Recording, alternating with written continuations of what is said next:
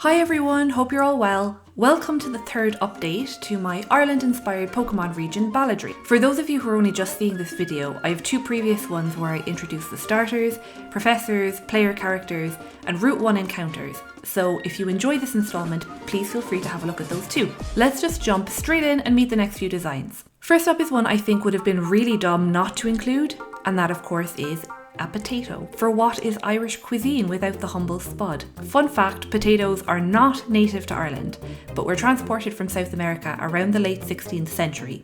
Apparently.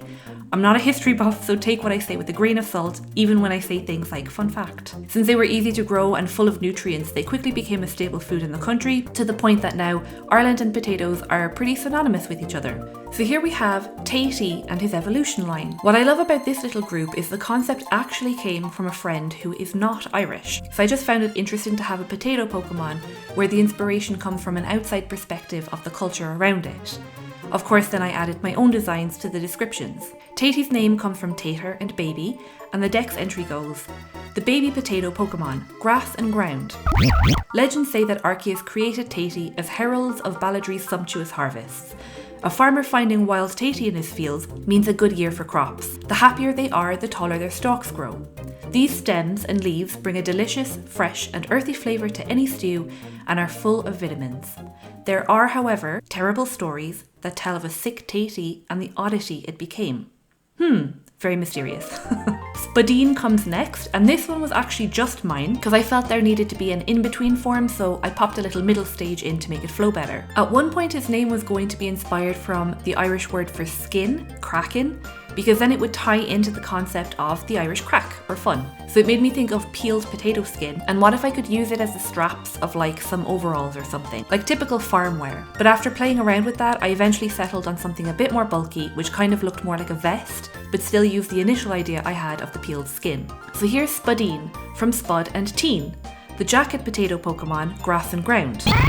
This Pokemon is always ready to rough and tumble, and it loves getting its hands dirty. One can often see multiple helping out on farms, tending the crops. Spadine's skin naturally peels off as it ages, and it's a delicious treat when fried and seasoned. Lastly, we have a design that at first was supposed to be based on the dish Colcannon, but for whatever reason I just couldn't figure out how to get a design that incorporated mashed potato and cabbage in a way that both made sense and didn't look like a lumpy, mushy monstrosity. So I pivoted the idea into a druid concept, which I had wanted to do at some point anyway, which if you might remember, I kind of did a little bit with Quillament, and I thought it'd be funny to work that idea in with that of potatoes. I carried the peeled skin element into it as well and turned them into like drapery around the Pokemon's arms. I think the most obvious way to describe a potato is that it's literally a down-to-earth plant, so to me it only made sense to use that phrase as its personality and turn it into an earthy, nature-loving free spirit. So here we have Crackruid, from Druid, who's down for the crack, and also still bringing in the term Kraken for skin. The easygoing Pokemon, grass and ground type. Crackruid are often found idly wandering the woods and forests of Balladry, taking care of small Pokemon and tending to injuries. They enjoy humming to themselves as they go about their business, often not paying any mind to passing humans. One might know that a Crackruid has been by as the air will smell faintly starchy. When this Pokemon's life is coming to an end, it will bury itself in the soil. The following year will see many Tatey sprout from the same spot. So I lied. That wasn't the last entry. The real last entry for Tatey is an alternate evolution for the baby potato, inspired by the infamous Great Famine that took place during the 19th century. I'm not going to go into all of the politics of this, but of course there were multiple events that happened which altogether culminated in and aggravated the famine's devastation, including the literal blight that diseased much of the potato harvests.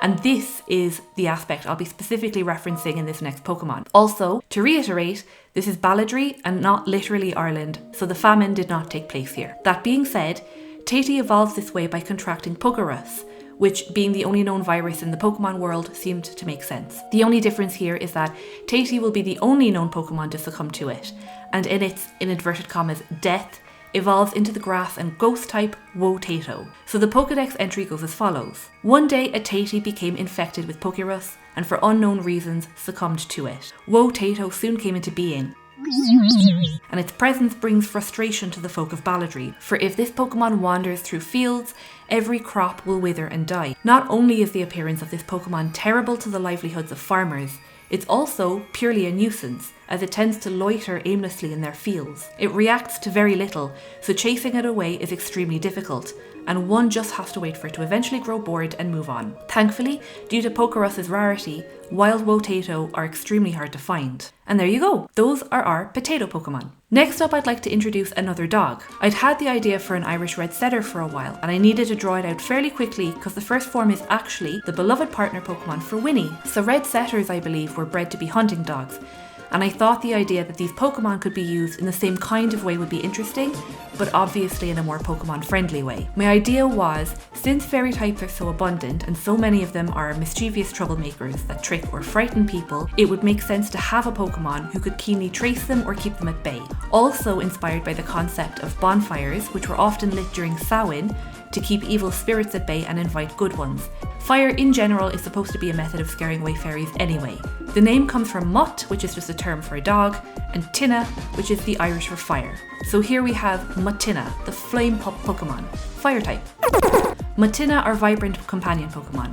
They have a gentle and affectionate temperament and work very well with children. They were used long ago as fairy hunters, as their flaming ears and tail react to the auras of nearby fairy types. Their fire is said to protect their owners from evil spirits. One thing I always really loved about Red Setters as well are their silky ears and long hair that drape down really elegantly.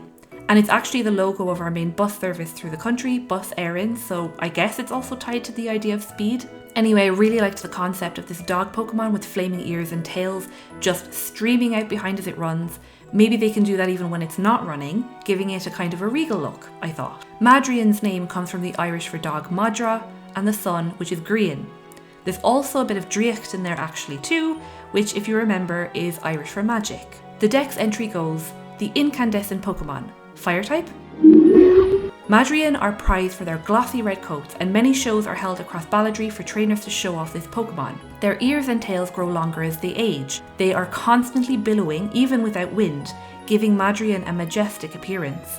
The flames are at their most impressive in sunlight when the heat of the sun feeds the fire and gives it an almost shimmering effect. This Pokemon is still used to hunt mischievous fairy types, and they're well suited to the job as, like with their previous form, Madrian's fire responds to their mystical energy, making them easy to track down and capture. I realise the design for both is very simple, but I feel like I kind of gravitated those kinds of designs from the old games more than the modern ones. It's one of the reasons I decided to use the old Sugimori watercolour style, as for me it really encapsulates that era of Pokemon, when the games were just about exploration and catching Pokemon, and the plot is more like a side drama that you dip into. I'd rather have more places and puzzles on the map to discover on my own than be handheld through an exaggerated good versus evil storyline.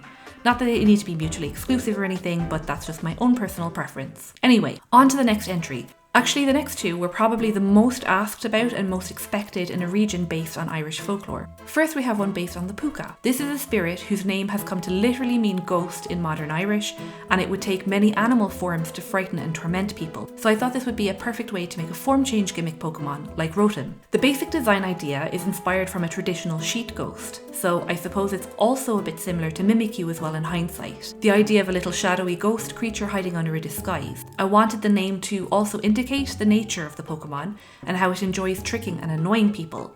So I went with the idea of duping or deceiving. So here we have Puka, the misleading Pokemon, pure ghost type.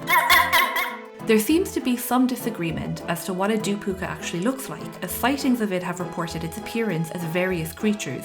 In the old days, brawls would often break out between people who were adamant they saw something different, though one common feature all accounts had were of a dingy sheet draped over the Pokemon's face. In reality, it is all the same Pokemon. Puka loves nothing more than to cause panic and confusion, and by shifting between its various forms, it takes great pleasure in wreaking havoc in rural areas. So Puka's form will change once in battle and will stay that way for the remainder of the fight, depending on the type of the first form-changing move it uses. If it first uses a fairy-type move, it will transform into Nimble form, Ghost and Fairy.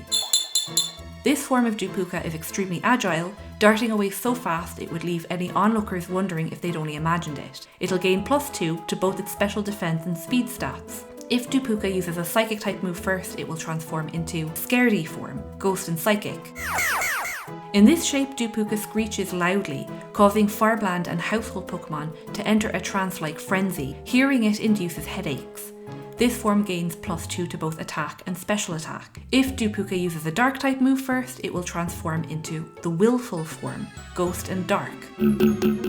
Puka will trick children or small adults to climb onto its back, carrying them away on terrifying jaunts through the countryside. Willful form will gain +2 to both HP and defense stats. The last form is more based on the horse form that Pukas more commonly take, but since I have some other ideas for horse Fakemon, and Pukas can also turn into goats, I just thought it would be better to repurpose the story this way, so I wouldn't have too many horses in the end. The last Fakemon is based on probably one of the most well-known and anticipated spirits from Irish folklore, the Banshee. There's one issue I have with how a lot of media, specifically non-Irish, depicts this figure as something malevolent, as if it only exists just to be evil and unnecessarily bringing death to its victims. It's true that the Banshee is a miserable spirit, but she's not in any way malicious. She's a harbinger of death, but not the cause of it, and her screeches and wailing are an expression of profound grief at the death she's forewarning. Her nature is sad and troubled, not bitter and vengeful, so this is how I wanted to portray my Fakemon, as a figure of distress and sorrow. The first form is more of a self-indulgent reference, as she's inspired by an anecdote that a family friend told us once, where he and another friend were alone in his house and chatting in the living room, when both suddenly heard loud snoring coming from the next room. Since they were the only ones there, it couldn't have been another person, but it was clearly human snoring. And when they went to investigate, of course there was no one there. But the next day, this friend got news of his brother's death. I don't know how open to the idea of the supernatural this family friend was to begin with, but he eventually came to the conclusion that he must have heard a banshee, as they can also be heard as snoring or heavy breathing. So I internalized that, but I actually can't find any information on it, so I don't know. But I liked it enough to want to use it as an aspect, at least with the first form. So here we have Banweenie, the listless Pokemon, ghost and fairy type.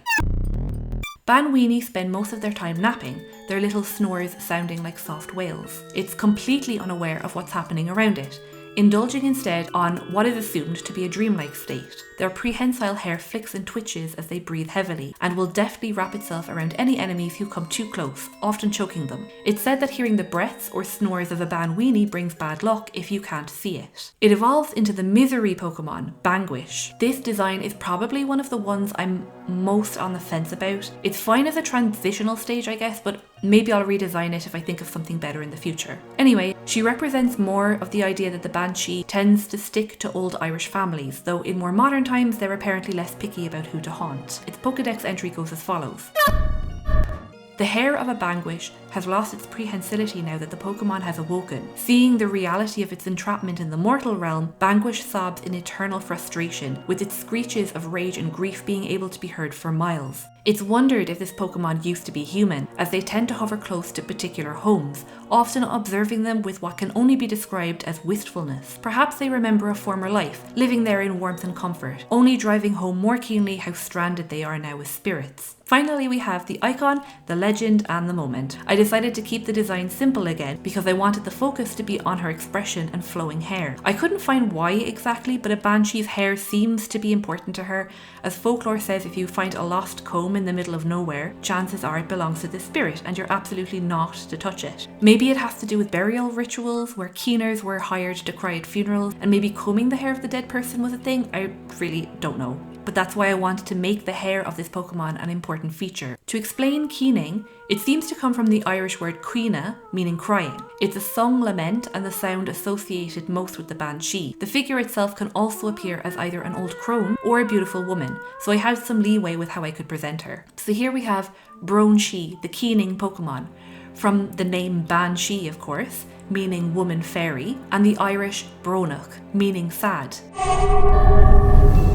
Folks who live far into the countryside will often have the pleasure of hearing the long and heartbreaking wails of a Banshee echo through foggy nights. Those with keen ears will know the difference between its devastating sobs of grief for their long-lost former lives and the bone-chilling screams which, while mercifully rarer, seem to forewarn of an approaching calamity. Many tales and anecdotes tell of people lost on their hikes, seeing the vague form of a beautiful woman in the distance, often sitting under a tree and bent over in tears. They'll never need to get too close, however, as her haunting sobs will immediately warn them that they're in the presence of a Banshee. It's best to leave immediately in such a case and leave her to mourn in peace. And there we are. I really hope you enjoyed these designs. Just before we leave off, I want to quickly mention one more thing. If you like my work in general and feel like you want to support me as an independent artist, then I also post regular updates and previews of whatever I'm working on to my monthly supporters on Ko-fi. So that'll include sketches and concepts to many of these Fakemon. Other times it's just general peeks into my sketchbook or commissions that I'm currently working on. I also sell a few tidbits, namely stickers and prints.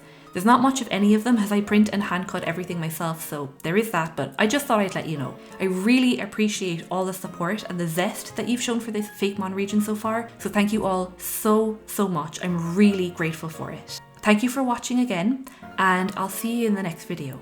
Bye!